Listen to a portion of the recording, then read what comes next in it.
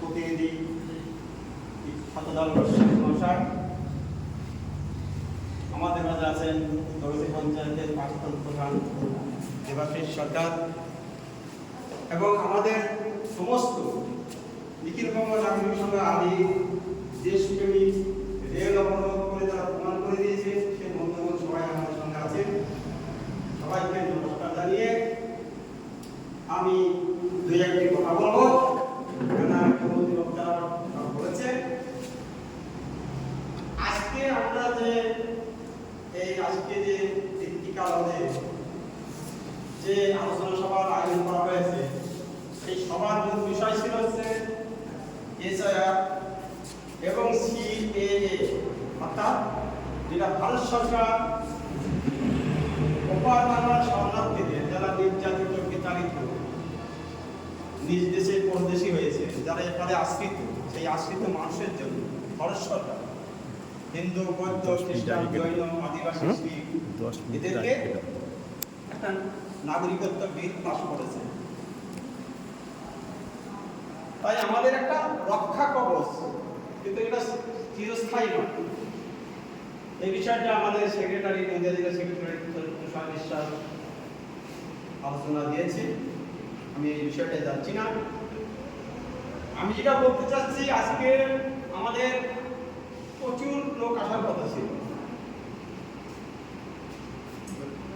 বিভিন্ন কারণবশত আমরা সেই মানুষগুলোকে পাইনি। কলকাতা থেকে 5 জন অ্যাডভোকেট আসার কথা ছিল, 24 পরগনা থেকে লোক আসার কথা ছিল, কৃষ্ণনগর থেকে কিছু লোক আসার কথা আছে, এখনো আসবে কিনা জানি না।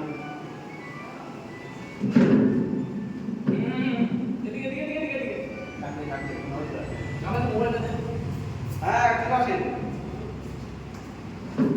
কত আসেন নজে। হ্যাঁ, বাইরে লোক পাঠাইছি,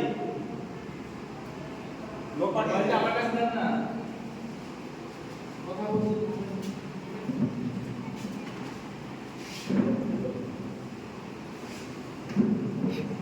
তা আমরা এই সংগঠনটা দীর্ঘ 77 সাল থেকে এই বিষয়টার উপরে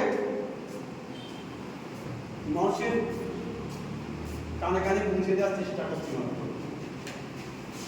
আজকে যেটা ঘটতে চলেছে, এই কথাটা কিন্তু আমরা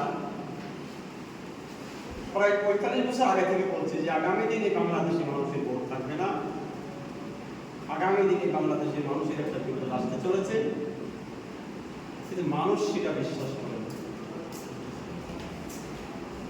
নিখিল বঙ্গ নাগরিক সংঘ আদি যে সমস্ত কথাগুলি বলেছে, সেই কথাগুলো হতে পারে না, হবে হতে পারতে আমরা কোনো কথা বলি না। আমরা যা যা বলেছি আমাদের বিভিন্ন হ্যান্ডবিলে দেখবেন দাবিগুলো লেখা আছে। আপনার 20 বছর আগে যদি একটা হ্যান্ডবিল আপনার বাড়িতে থাকে, দেখবেন একই দাবি লেখা আছে যে আমরা নির্যাতিত বিতাড়িত মানুষ,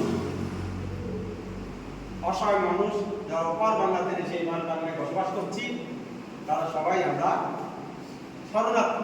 আমরা ধর্মীয় কারণে এসেছি, ধর্ম রক্ষা করতে দেশে এসেছি, জীবন রক্ষা করতে এসেছি। তাই আমাদেরকে ভারত সরকারের শরণার্থী হিসেবে মেনে নিতে হবে।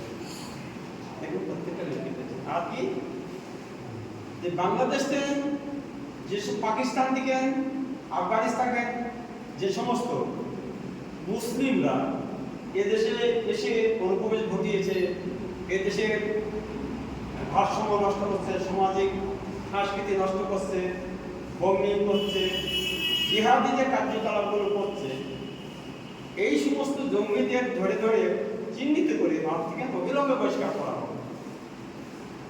সেটা হয়তো ভারত সরকার করতে চলেছে। তাহলে আমাদের থাকলো দুটো দাবি মোটামুটি ধরেন পূরণ হয়ে গেছে, মানে পূরণ হতে চলেছে, মানে সে কাজ চালু হয়েছে। পূরণ বলবো না, শরণার্থীদের একটা ব্যবস্থা করছে সিএ মারফতে, অনুপ্রবেশকারীদের এসআইআর মারফতে চিহ্নিত করে পরিষ্কার করা শুরু করবে ভারত সরকার।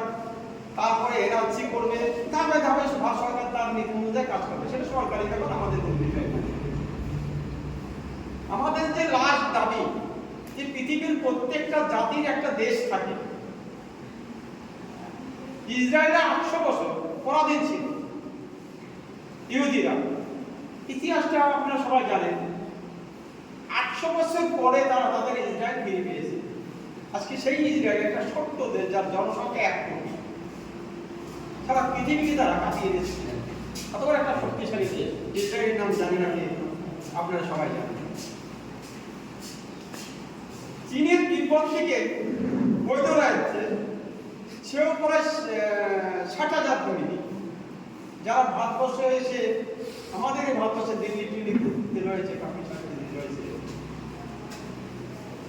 তারা আন্তর্জাতিক শরণার্থী স্বীকৃতি পেয়ে প্রতি মাসে $500 করে পাচ্ছে। আপনারা এবার চিন্তা করুন, একটা ফ্যামিলি যদি $500 করে পায়, $1 কত টাকা আপনাদের জানা আছে? তাহলে সেটা হিসাব করলে প্রায় 50,000 টাকার কাছাকাছি, 46-47,000 টাকা প্রত্যেকটা ফ্যামিলি পাচ্ছে শরণার্থীরা। অথচ আমরা একটা জাতি 50 সাল থেকে ক্রিয়া আমরা যারা এসেছি, এই সংখ্যা প্রায় 6 কোটি। কেননা 46 সালে বাংলাদেশের জনগণনা, মানে তৎকালীন ভারতের পূর্ববঙ্গের জনগণনা উঠে আসছে, মানে ওই সময় পূর্ববঙ্গের জনসংখ্যা, মানে সংখ্যালঘু যারা, সেই সংখ্যাটা প্রায় 29% ছিল। আজকে সেটা শূন্য হতে হতে হতে হতে 7% এসে দাঁড়িয়েছে। তাহলে এই যে বাদবাকি লোকগুলো কোথায় গেছে? বিভিন্ন দেশে ছড়িয়ে পড়েছে। তাহলে একটা জাতি তো সারা জীবন এইভাবে ভেসে ভেসে থাকতে পারে না। আজকে ভারত সরকার অস্থায়ী একটা ঠেক নিয়ে দিয়েছে, সিএএ। কি গ্যারান্টি আছে পরবর্তী সরকার এটা ক্যান্সেল করে দেবে না?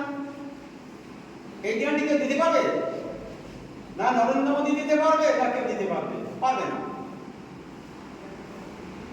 এটা কিন্তু একটা বাঁচার বিষয় নয়।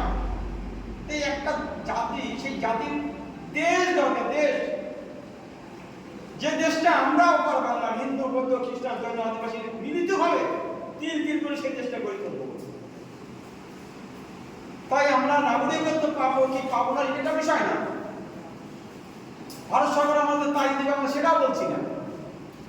আমরা শুধু বলতে চাই যে আমাদের দেশ দেওয়া, যতদিন না বাংলাদেশ গঠনে আমরা নতুন দেশ গঠন করতে পারবো, ততদিন আমাদের এই লড়াই চলবে, আন্দোলন চলবে।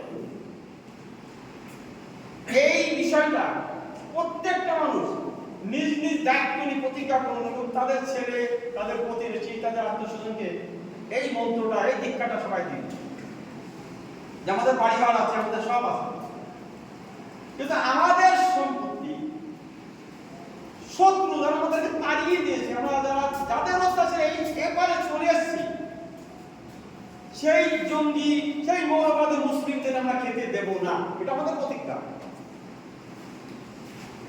কারণ ওই পর বাংলার হিন্দুদের